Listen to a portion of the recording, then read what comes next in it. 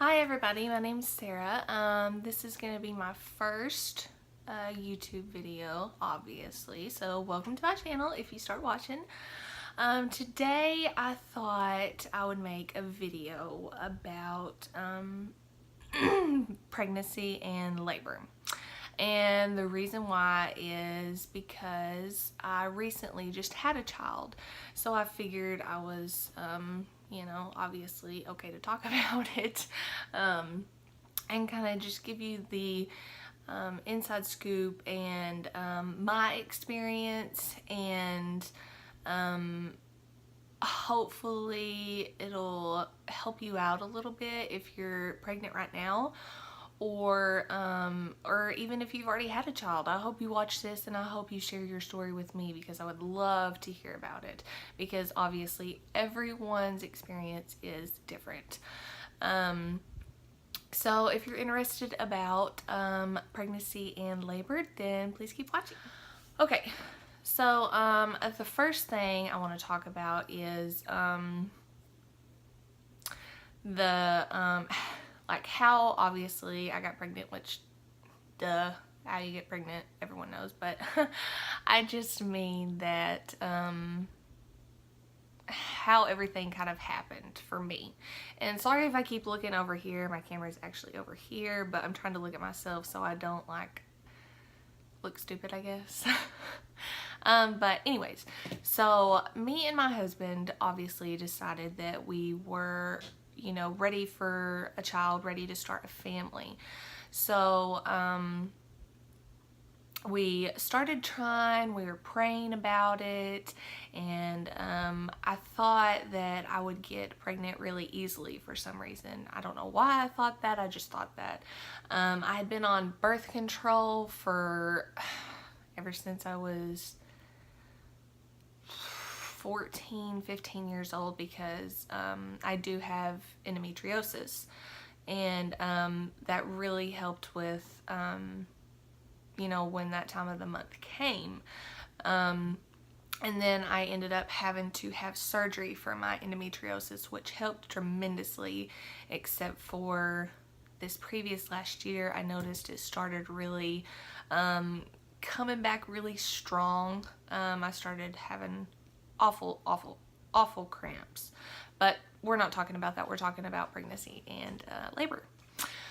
So we had really been trying, and I was kind of getting frustrated, like, why am I not getting pregnant? What is going on here?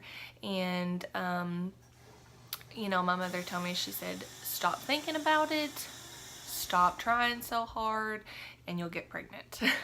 And sure enough, I stopped thinking about it. I stopped, worrying about it. I still continued to pray about it, as well as my husband did, and one night actually, I was cleaning the house. My husband was gone. He works off on the road, and I was cleaning, and then all of a sudden I just thought, wow, I should have had my period, huh? And I was like, I should probably go get a pregnancy test.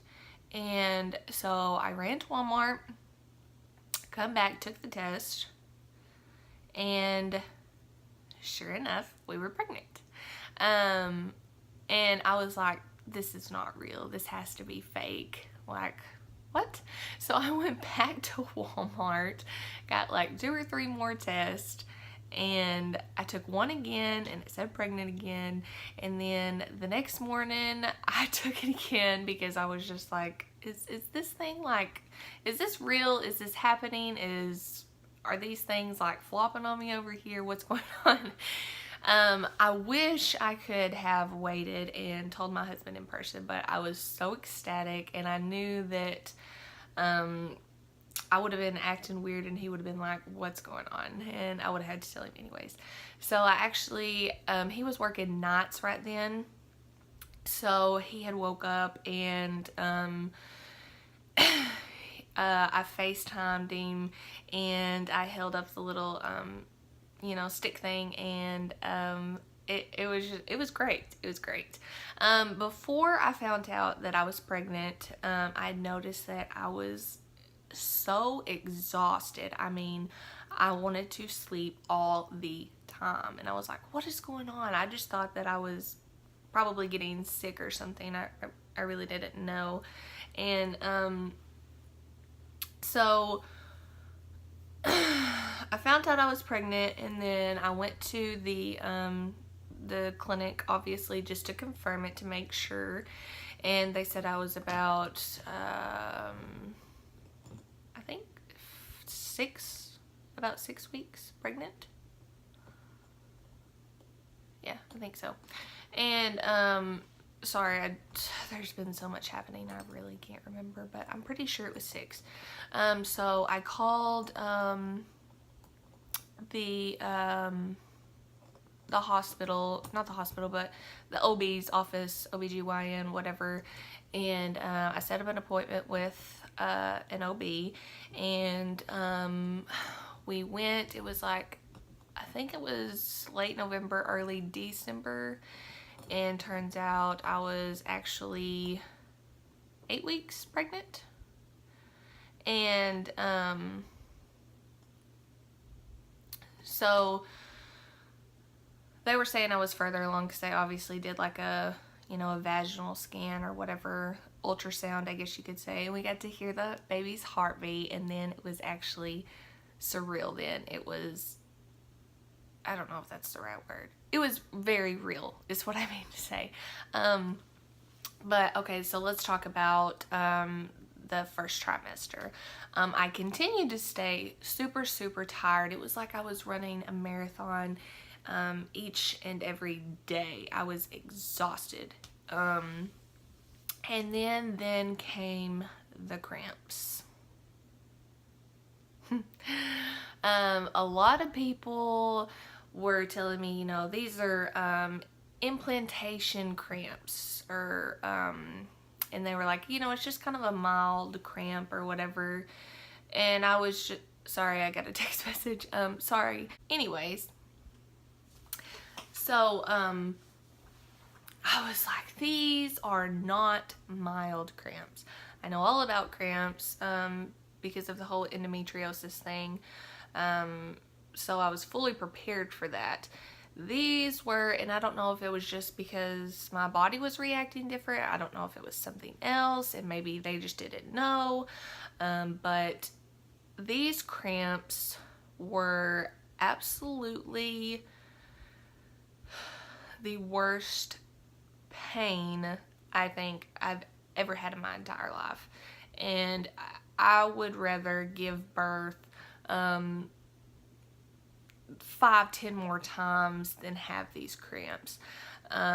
It would completely disable me.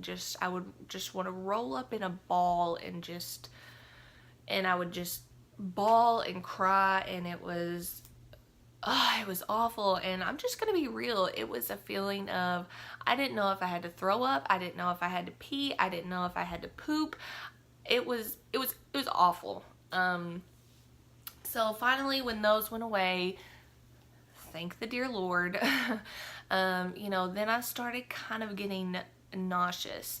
And it wasn't every single day. It wasn't strictly mornings. It was just random. And it didn't last very long. After my first trimester, it kind of went away.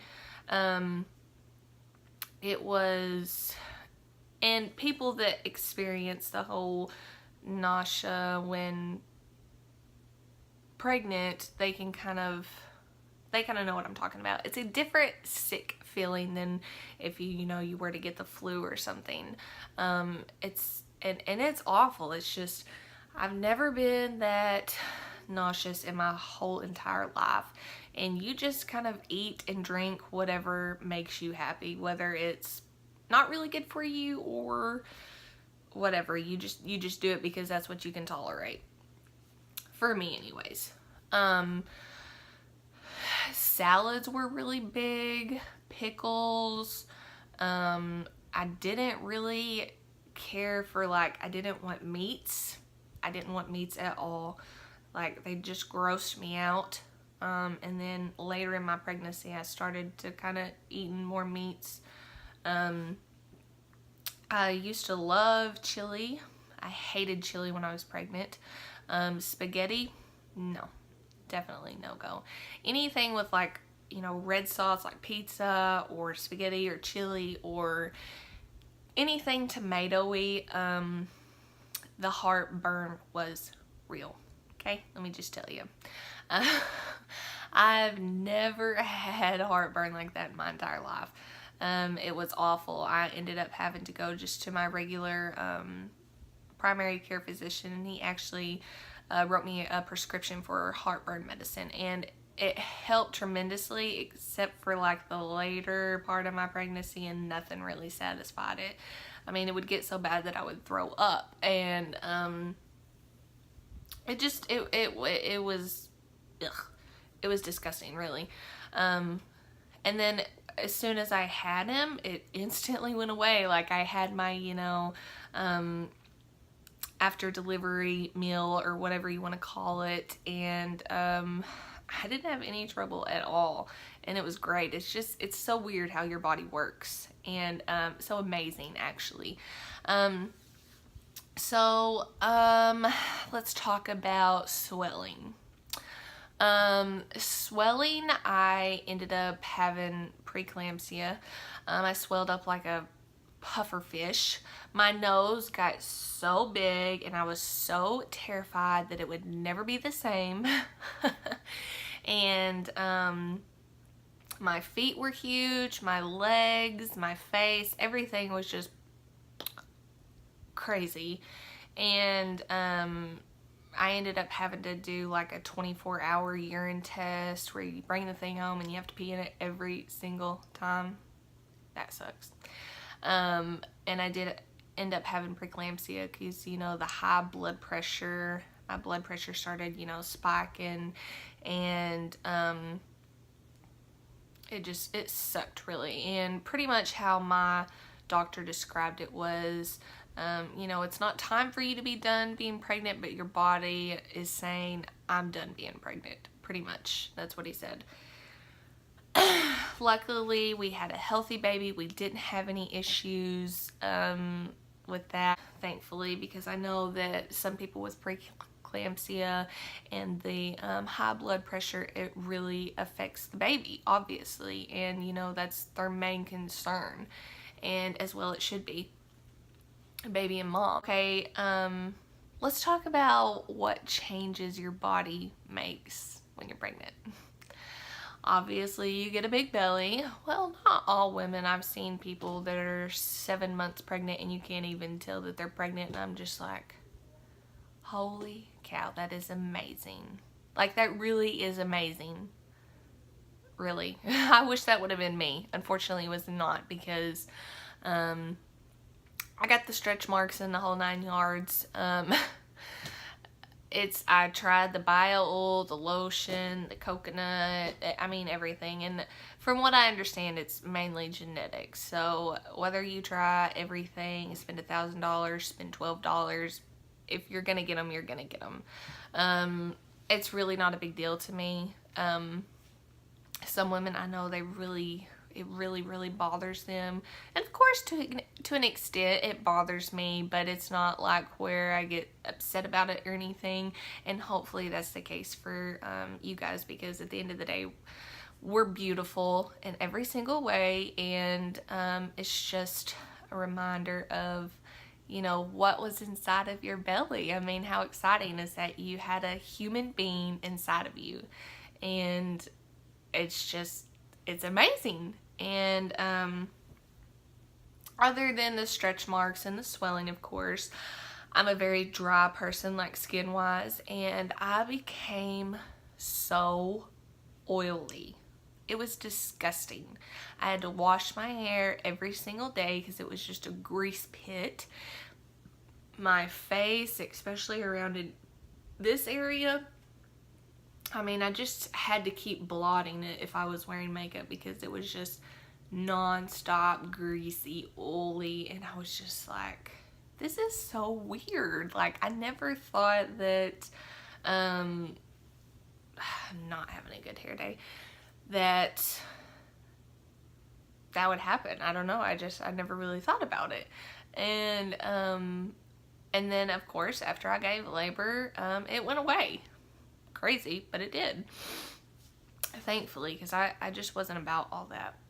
No.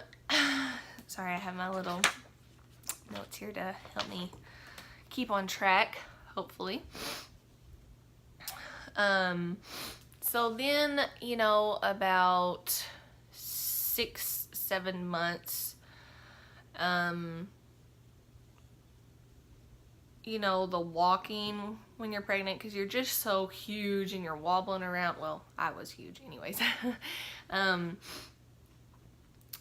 Sometimes me and my husband would go on walks, and my doctor was really encouraging walks, and he didn't want me to gain as much weight as I did. I think I gained 30 pounds, but I believe a lot of that was water, because I was so swollen. I mean, I couldn't even fit in my normal shoes. I had to go and buy shoes that I could fit in just to wear.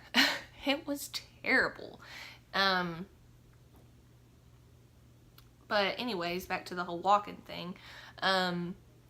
So when it got, you know, closer to the end of my pregnancy, walking, or, you know, just going around stores, shopping or whatever, all the walking, it was, you would get these cramps. And, you know, it's the cramps they talk about, like, you know, it's getting close to time, baby's coming.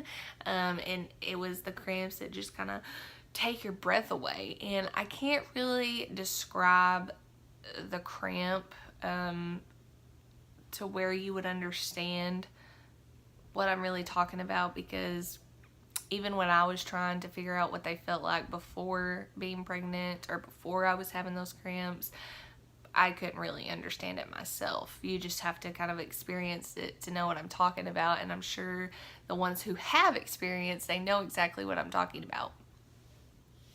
The cramps, and then the pain that shoots from your lower abdomen straight to your vagina. Wow. That hurts. Not a good feeling at all. But I mean, it's just part of it. You know, your body's going through so much, and it's crazy to really think about. And I can't get over how wonderfully, is that even a word? It is today.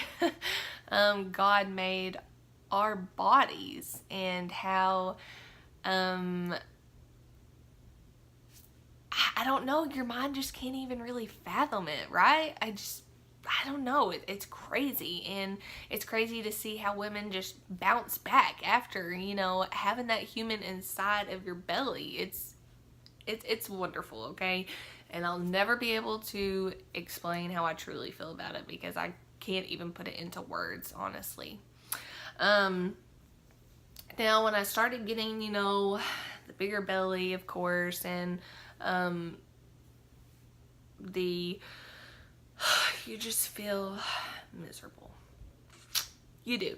You just feel so fat. I did. You may not have, and I'm not calling anybody fat, because when you're pregnant, you're not. You're beautiful. Okay? And that's just it. But I personally felt, of course, like a whale. And laying on my back was a no-go. I was so happy to be able to sleep on my back after the baby. It was great. There's this pain that shoots in your lower back, and it's just like, ugh, which I read about in it, and it says, you know, to sleep on your back until you no longer can, obviously. It'll let you know. Just saying. The pain will let you know. Getting comfortable in bed, it just kind of, some nights were okay, and some nights were just like, ugh, I just want to sleep. That's all I want to do. Can we please get comfy so we can go to sleep? And, you know, the baby waking you up, kicking, I loved that. I really did. I'm not complaining about it, because it made me smile. Knowing that he was still okay, active, kicking in there, it was a good feeling. And you know, my husband always wanted to know. He was like, "What does that feel like?" And and you can't describe it. You know, it's just you just have to feel it to know. And of course, he would put his hand or face on my belly, you know, because he would talk to him all the time, and he would get super active when his dad talked to him, and it's an unbelievable feeling, and I think that every woman hopefully gets to experience that, because it's indescribable, and it's so heartwarming and exciting, just to know that there's that little human inside of your belly. And but dear Lord, when he would get in my ribs, you feel like you can't breathe, right? And he was always in my left side over here, and good Lord, I would just have to try to sit up sorry about my hair, as much as I could, and just try to, you know, get that breath, because it does take your breath away. And you know, getting out of bed when you're laying down trying to get up, you're just like, you know, I would have to roll on my side and kind of, you know, scooch up to get out of bed. And let's not forget about how many times you have to pee. That was so annoying to me, especially when I was sleeping great. Just waking up constantly to pee, and you're so tired the next day, and it sucks. It really does. But I mean, it is what it is, right? And so when it got closer to time, I was 38 weeks when we induced, because he was actually measuring 4 weeks ahead of my due date. My due date was July 1st, and he was measuring 4 weeks ahead of that. So we knew that we were probably, well, we didn't know, but we had a very strong feeling we were going to have a June baby, which is perfectly fine. I was honestly so ready by then. I was so ready. I was so over being pregnant. And now I actually miss being pregnant sometimes. But I was so ready to get this baby out and see him and hold him and just love him. Which I already loved him, of course, in my belly, but just him being in your arms and hands. Okay guys, so originally I was going to make this a whole entire video, pregnancy and labor. So part 1 is going to be pregnancy, and then part 2 is going to be labor. I'm going to cut them because it's way too long as a whole video. So just stick around for part 2 and be patient with me. I just wanted to let you guys know, that way if it cuts off weird, just kind of be patient with me. I'm still trying to figure out this whole YouTube thing and editing and all that stuff. Thanks guys.